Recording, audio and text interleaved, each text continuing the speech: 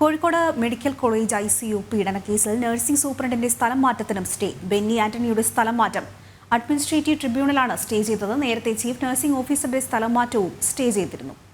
വിവരങ്ങളുമായി സോണൽ കൃഷ്ണ ചേരുന്നുണ്ട്. സോണൽ, എന്തൊക്കെയാണ് വിശദാംശങ്ങൾ?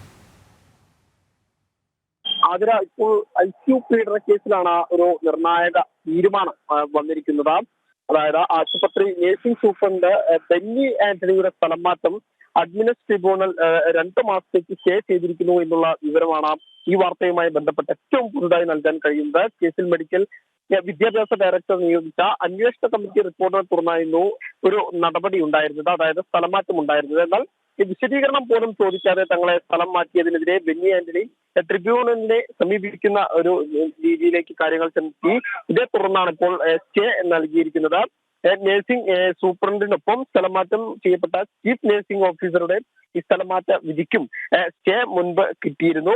ഇക്കഴിഞ്ഞ 28-നാണ് ആരോഗ്യവകുപ്പ് 2 പേർക്കും സ്ഥലം മാറ്റം നൽകിയത്. എന്നാൽ ഈ പീഡനത്തിനിരയായ അതിജീവിതയ്ക്കൊപ്പം നിന്നതുകൊണ്ട് മാത്രമാണ് തങ്ങളെ സ്ഥലം മാറ്റിയതെന്നുള്ള ഒരു ആരോപണവും ഇവർ ഉന്നയിക്കുന്നുണ്ട്. എന്നിരുന്നാൽ പോലും ഇപ്പോൾ ഈ ഒരു സ്ഥലം മാറ്റത്തിന് സ്റ്റേ വന്നിരിക്കുന്നു എന്നുള്ളതാണ് അതിന് ഏറ്റവും പുതുതായി നൽകാൻ കഴിയുന്ന വിവരം. ഇത്തരത്തിൽ ഇപ്പോൾ സ്റ്റേ വരാനുള്ള ഒരു സാഹചര്യം എന്തായിരുന്നു? അതിന് നിലവിലത്തെ സാഹചര്യം വെച്ച് നോക്കിക്കഴിഞ്ഞാൽ ഈ പ്രതിസ്ഥാനത്തുള്ള, അതായത് യൂണിയൻ നേതാക്കളായിട്ടുള്ള 5 പേരെ, ഇവരെ ഈ അതിജീവിതയെ ഭീഷണിപ്പെടുത്തി എന്ന് പറയുന്ന 5 പേരുടെ പേര് ഇവർ നൽകി, ഈ 2 പേരും നൽകി എന്ന് ചൂണ്ടിക്കാട്ടിക്കൊണ്ട് ഉണ്ടായ ഒരു പ്രതികാര നടപടിയാണ് ഇതെന്ന് ആദ്യഘട്ടത്തിൽ തന്നെ ഇവർ ആരോപിച്ചിരുന്നു.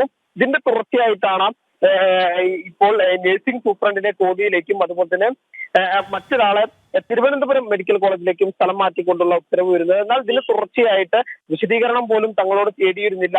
അത്തരത്തിലൊരു നീക്കത്തിന്റെ ഭാഗമായിട്ടാണ് ഈ ഒരു നടപടി എന്ന് ചൂണ്ടിക്കാണിച്ചുകൊണ്ട് ഇത്തരത്തിൽ ട്രിബ്യൂണലിനെ സമീപിക്കുകയായിരുന്നു. ഇതേ തുടർന്നാണ് ഇപ്പോൾ ഈ ഒരു വിധിക്ക് സ്റ്റേ വന്നിരിക്കുന്നത് എന്നുള്ളതാണ് പ്രധാനമായി പറയേണ്ടത്.